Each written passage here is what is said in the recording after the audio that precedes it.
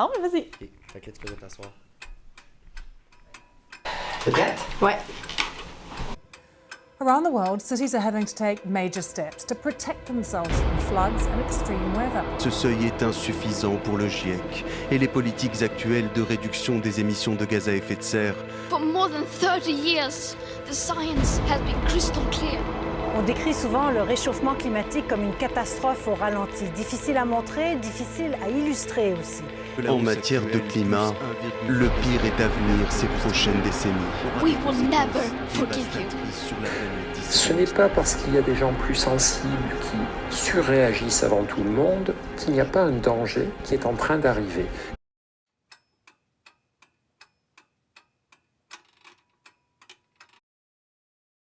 Alors, je m'appelle Geneviève Brunet, je suis une prof d'anglais. J'ai 36 ans, j'habite à Saint-Hyacinthe, puis je suis la maman d'une fille de 9 ans et d'un garçon de 7 ans. En tant que citoyenne, les gestes que je fais pour aider avec l'environnement, c'est évidemment le recyclage, le compost, les déchets, ça va de soi. Ensuite de ça, je fais vraiment un effort de réutiliser les choses, de réparer les choses que j'ai à la maison, de me questionner avant d'aller acheter des nouvelles choses. Qu'est-ce que je peux reprendre? Je suis vraiment une personne qui redonne aussi au suivant. Donc ça, pour moi, je trouve ça essentiel. Je me rappelle quand j'ai eu mes enfants, j'ai pas acheté beaucoup de choses qui étaient nouvelles. On est allés, nous, notre gang d'amis, on se redonnait des choses, on avait nos poches de linge, puis je pense que juste ça, ça fait vraiment une grosse différence. Moi, ça fait longtemps que je vis comme ça. Ça fait plusieurs années. Donc ça, je suis fière de ça. Puis j'essaie d'être dans l'enseignement de ça à mes enfants, justement dans le plaisir et pas dans le stress. Bien, mon nom, c'est Elisabeth Pratt. J'ai 25 ans. Puis je viens de Gatineau. J'habite maintenant à Québec depuis 3 ans avec mon chum et mon chien. Depuis que j'ai peut-être 10-11 ans, que j'ai peut-être pas une grosse conscience, mais juste que j'entends parler de certaines choses.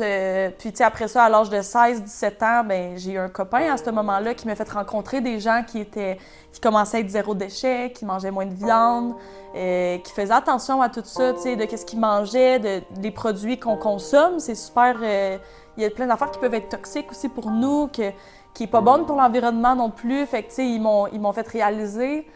À 16-17 ans, je suis devenue végétarienne depuis ce moment-là, à essayer de faire attention à tout ça, tu sais. Puis oui, c'est sûr que ça l'aide sur l'environnement, être végétarien, mais en même temps, je pense que c'est d'autres options aussi que, mettons, mes savons, je les achète zéro déchet. Ma crème, moi, je m'en vais plus à des épiceries, je m'en vais acheter en vrac. Oui. Tu sais, c'est plein d'affaires comme ça. Mon rasoir, il est zéro déchet. Je fais juste changer les lames. Fait que c'est rien que je peux jeter. Fait que, tu sais, oui, il y a la viande. Oui, il y a le côté environnemental dans la viande puis dans la consommation qu'on mange. Mais il y a beaucoup dans des produits qu'on utilise aussi, tu sais. Le fait que je fais ma part, c'est sûr que ça vient m'apaiser un peu. Je me dis... Dans des situations comme ça, on doit se concentrer sur ce que nous, on peut contrôler. Donc ça, c'est ce que je fais définitivement, parce que sinon, ça va vite embarquer dans la roue de la panique, de « Oh mon Dieu, qu'est-ce qui se passe dans ce monde? » Donc oui, de me reconcentrer sur ce que moi, je peux contrôler, de ce que je peux faire comme différence, ça vient définitivement m'aider là-dedans. Bon, ben moi, c'est Charlize. J'habite à Sherbrooke pour mes études, parce que je suis étudiante au cégep de Sherbrooke, mais la fin de semaine, je reviens chez ma mère qui est dans Saint-Hyacinthe. Genre, pour être 100% honnête, en ce moment, je le sais, mais je fais pas nécessairement beaucoup de choses, mais un geste peut faire une différence. Peut-être pas une grosse différence, mais qu'un geste peut faire une différence. Fait que, tu sais, par exemple, à l'épicerie, à place de mettre mes fruits et légumes dans des petits sacs en plastique, j'apporte un sac réutilisable. J'apporte un sac réutilisable à l'épicerie. J'essaie d'utiliser les transports en commun le plus possible. Tu sais, quand je m'en vais à Montréal, je prends pas mon char, je prends le métro, je prends le bus. Je suis une personne qui est assez active sur les réseaux sociaux. Et parfois, je dois aussi me retirer parce qu'on peut aussi consommer des choses qui sont assez négatives dans tout ça. Puis ça peut m'amener beaucoup d'anxiété, donc je dois me contrôler, essayer de voir ça va être quoi mon algorithme aussi. Fait que moi, je suis une Gen Z.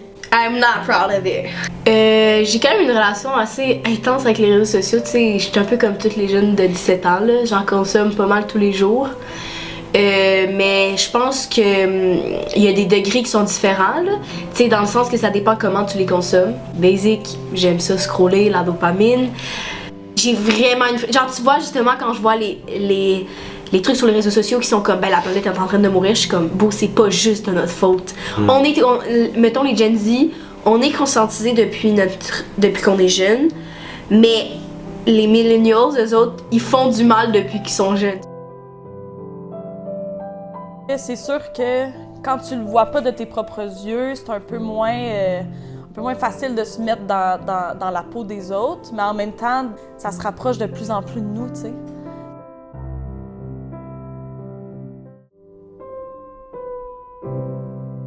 Je m'appelle Pénélope Gaucher, j'ai 17 ans, je vis à Saint-Hyacinthe. Sur les réseaux, mettons, c'est sûr que ça va dépendre quand même, mais tu sais, moi, j'ai souvent tout ce qui va être lié avec la nature, l'environnement. J'ai beaucoup d'informations qui passent là-dessus. Tantôt, si je parlais de météo, souvent, il y a des météorologues qui vont passer puis qui vont expliquer ce qui se passe en ce moment, ce qui s'en vient, comparer aussi les données, mettons, dans les années plus 1900, puis aujourd'hui, où est-ce qu'on est rendu, comment les changements climatiques amènent ça. Par rapport aux nouvelles, j'avais tendance à me tenir beaucoup à jour. Puis à un moment donné, j'ai réalisé que c'était très négatif et j'ai dû me distancer un peu des nouvelles justement pour rester positive parce que c'est vraiment important pour moi. Donc oui, je vais me tenir au courant quand même, mais ce ne sera pas quelque chose que je vais faire de façon quotidienne. Tout le temps de te faire parler puis de te faire ramasser par des choses comme ça, c'est sûr que ça va t'amener un côté anxieux. Tu es assis dans son salon puis tu fais rien. Et nous autres, on est bien, on est sur un nouveau divan, acheté de cette année. Vraiment, tout ce qu'on voit dans les médias, ça me fait un peu comme réaliser, mais tu sais, honnêtement, c'est vrai que le fait qu'on n'est pas dedans, genre concrètement, on dirait que ça m'affecte moins, fait que je me rends moins compte. Par exemple, ce que je me rends compte, c'est qu'il y a vraiment un changement climatique, là. On est en 25 octobre, genre, puis il fait 20 degrés dehors, tu sais. Moi, mon frère, il est né il y a genre 27 ans, il y avait une tempête de neige en ce moment dehors. Fait que là, tu sais, on peut se rendre compte qu'il y a un petit problème. En tant qu'enseignante au secondaire, je pense que c'est tellement important de parler de la crise, de tout ce qui a rapport avec les changements climatiques. Ça, c'est définitif. Je le vois de plus en plus aussi dans mes évaluations qu'on me donne par rapport au ministère de l'Éducation. On va parler de ces sujets-là. Donc, je pense que oui, à l'école, c'est nécessaire d'en parler, d'éduquer ces jeunes-là là-dessus, parce que ça fait partie de nos missions scolaires, définitivement. En fait, c'est pas tant de perdre le désir d'aider, mais c'est que, oui, t'as beau recycler, t'as beau faire du compostage, mais c'est pas ça qui va sauver la planète. Puis, ben, ce qu'on nous parle, ce qu'on nous explique, mettons, à l'école, puis ce qu'on peut lire dans les articles de journaux, ce qu'on peut faire, nous, en tant que citoyens, c'est des petits gestes, mais qui vont pas emmener de grands changements. Mettons, à la maison, oui, on fait du compostage, oui, on est capable de trier quand même nos déchets, mais c'est pas ça qui va emmener quand même à faire un gros changement sur le plan, tout ce qui va être climatique. Je pense que ça devrait être nécessaire parce que, mettons, je pense que j'ai reçu une bonne éducation par rapport à ça. Puis, je suis quand même conscientisée que c'est important d'aider la planète, mais c'est pas tout le monde qui a eu cette information-là, cette éducation-là. Ce qui fait que je pense que oui, dans les cours de monde, même en secondaire 4, on a une partie sciences, technologie de l'environnement. On parle de l'environnement. Je pense que ça serait important quand même de mettre soit un module ou un chapitre relié à ce que nous, on peut faire, quelque chose pour aider plus concrètement que juste recycler et faire du compostage. Quand je suis devenue mère, premièrement, j'étais toujours très consciente qu'on devait prendre soin de l'environnement. Mais c'est là que l'anxiété a embarqué. Puis je me rappelle, je marchais à chaque semaine avec ma meilleure amie, puis on commençait à en parler, puis c'est là qu'on a commencé à réaliser l'anxiété sur l'environnement qui était vraiment très réelle. Ce qui me fait peur, c'est justement la planète. Elle va avoir l'air de quoi dans 20, 30, 40 ans? Mais tu sais, je pense qu'il n'y a vraiment pas assez de... Ils montrent pas ce que les gens ils font exactement pour aider. Tu sais, il y en a là, vraiment là, des écologistes qui font des choses... Tu sais, ils prennent... Tu sais, ils enlèvent des déchets de l'océan, ils créent des technologies pour aider. Puis ça, on voit pas assez ça. Je suis rendue à 25 ans. Je suis capable de relativiser les choses. Je suis capable de me dire que je fais tellement d'efforts sur d'autres choses qu'il y a certaines fois que je vais à l'épicerie puis que les concombres, cette fois-là, sont emballés. Ben, je vais peut-être pas en acheter du tout, ou je vais en acheter puis je vais me dire la prochaine fois, je vais faire attention. Faut t'arrêter de trop penser, mais en même temps, faut que tu fasses des petits efforts. Les petits trucs, moi, je pense que sont les plus importants. C'est mon point de vue à moi, c'est ça. J'ai pas perdu espoir. Je sais qu'il y a quand même certaines avancées qui ont été faites. Il y a quand même certains moyens qui ont été mis en place pour aider à essayer de ramener la planète comme elle était avant. Mais c'est sûr qu'en voyant, mettons, l'ouragan, comment ça a été dévastateur, puis voir, mettons, moi j'ai beaucoup d'affaires de météo qui passent, puis de voir de plus en plus que ça arrive, des phénomènes extrêmes, puis qui vont détruire certaines places, qui vont amener de la famine à d'autres endroits, ou va avoir des pluies torrentielles qui vont détruire carrément certains d'autres endroits. C'est sûr que ça fait un petit peu peur en même temps, puis je me dis, est-ce qu'on va arriver quand même à faire quelque chose de plus gros avant que ça soit trop tard? C'est ça l'affaire, c'est que par rapport au changement climatique, je me sens impuissante parce qu'il y a des choses que les grosses corporations devraient mettre en place. On a beau, nous, les citoyens, les citoyennes, essayer d'en faire un peu à tous les jours, il y a des choses qui ne changent pas. Puis ça vient m'inquiéter. On voit toutes les tempêtes qui se multiplient, les catastrophes naturelles, ça n'arrête plus. C'est sûr que ça vient me chercher parce que je me dis, qu'est-ce qui va arriver quand je ne serai plus là? Mes enfants vont vivre sur quelle terre? C'est sûr que ça m'inquiète. Puis oui, il y a ce sentiment-là d'impuissance, définitivement.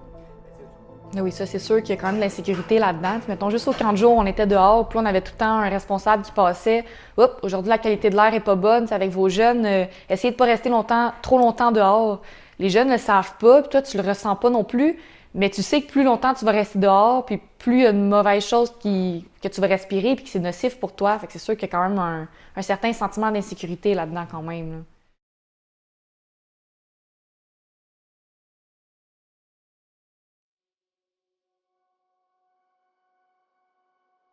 Ce matin, 6 novembre, qu'il fasse 20 degrés, que je sois en robe et je ne porte pas de bas et je suis très confortable, oui. Oui, je trouve ça extrêmement étrange. Mes enfants ont seulement que 7 et 9 ans puis me questionnent « On va-tu avoir de la neige à Noël, là, maman? » Je ne le sais même pas. Maintenant, on ne peut même plus planifier des activités à la semaine de relâche en se disant « On va aller faire de la glissade sur neige. » On ne sait plus ce qu'on va avoir. Donc oui, on le ressent beaucoup dans la température. Donc les gens qui nient ces changements-là, bien, je ne sais pas où est-ce qu'ils habitent parce qu'on le voit à tous les jours puis on le sent dans les changements de saison. C'est vraiment rendu étrange. Moi, j'ai une passe pour Bromont, puis l'année passée, on a été 2 fois, je pense, à Bromont faire, tu sais, que ça l'a donné, qu'il y avait des belles conditions. Puis sinon, il n'y a plus la majorité du temps, il faisait chaud. Ce qui fait que notre hiver l'année passée, notre passe, tu sais, on n'a quasiment pas utilisé, on n'a pas eu l'occasion d'aller en faire beaucoup. Puis je me souviens de moi, mettons, plus jeune, au primaire, qui allait faire du ski, on y allait à peu près 1 fois par année, à la semaine de relâche, puis il faisait beau, on avait des belles températures, des belles conditions. Rendu au mois de mars, puis là, au mois de décembre, au mois de janvier, on peut pas y aller. Bien, j'ai une personne très proche de moi qui n'est pas surconsommateur, mais il est surconsommateur, mettons, de petites bébelles. Mettons, une voiture, après ça, une moto, après ça, ci, après ça, ça. Mais pourquoi pas se concentrer juste sur une chose, tu sais? Moi, j'arrive souvent pour souper, puis juste que je lui parle, puis on dirait qu'il n'y a aucune ouverture à ça, puis... Ah, je suis rendue à l'âge que j'ai juste envie d'avoir du plaisir. OK. Mais après ça, tu vas... Tes petits-enfants, puis les petits-enfants de tes petits-enfants, ils vont tout accumuler ça, puis ça va être à cause de certaines personnes comme toi qui surconsomment à des affaires comme ça, tu sais, puis... Oui, ça m'énerve un peu, là. Surtout de voir qu'il y en a qui s'en foutent vraiment, tu sais, qui veulent pas changer. Ben en fait, je pense vraiment que c'est ça. En fait, oui, ça me stresse. Les gens qui comprennent pas Pas qui comprennent pas, mais qui sont pas conscients du changement climatique, je pense que ça me stresse. Parce que, ben, je suis comme, OK, mais il va falloir que quelqu'un leur en parle à un moment donné, il va falloir qu'ils comprennent comment c'est grave les impacts que ça peut avoir. Puis, ouais, ça me stresse. Pour moi, c'est important parce que je vois les catastrophes naturelles se multiplier. C'est vraiment là que je trouve qu'il faut changer les choses par rapport au réchauffement climatique. J'entends encore des gens dire que c'est faux.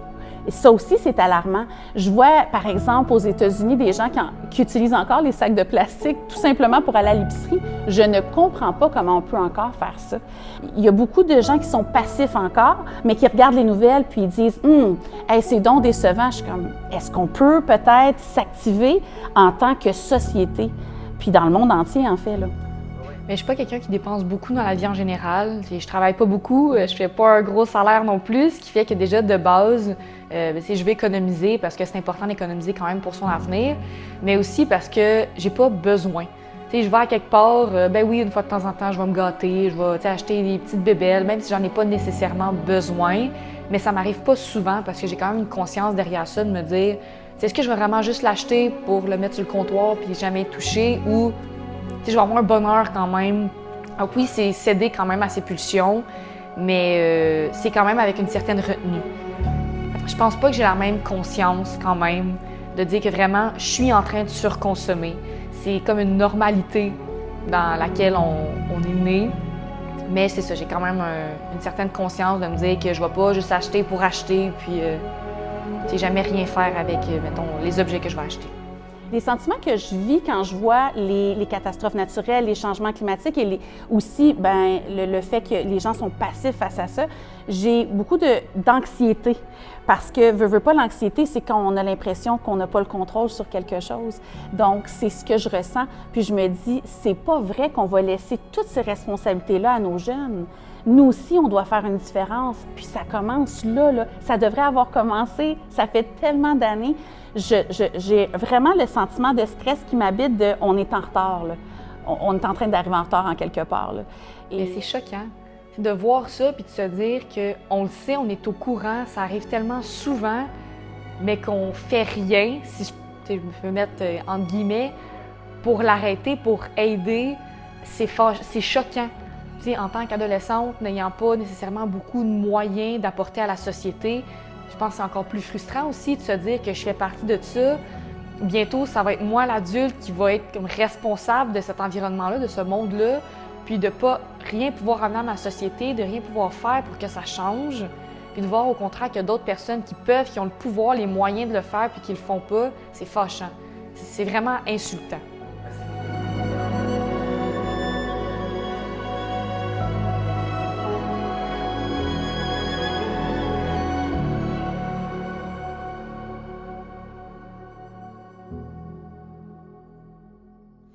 Quand il y a eu tous ces gros smogs-là après les feux de forêt, c'était l'été dernier, je vais toujours m'en rappeler parce que, premièrement, ma fille est asthmatique. Donc, pour elle, d'être à l'extérieur, c'était non, c'était sûr.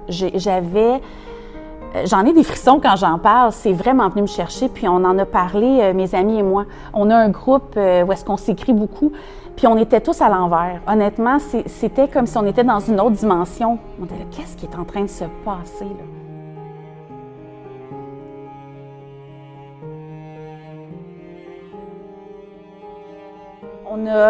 On a été très affectés par ça.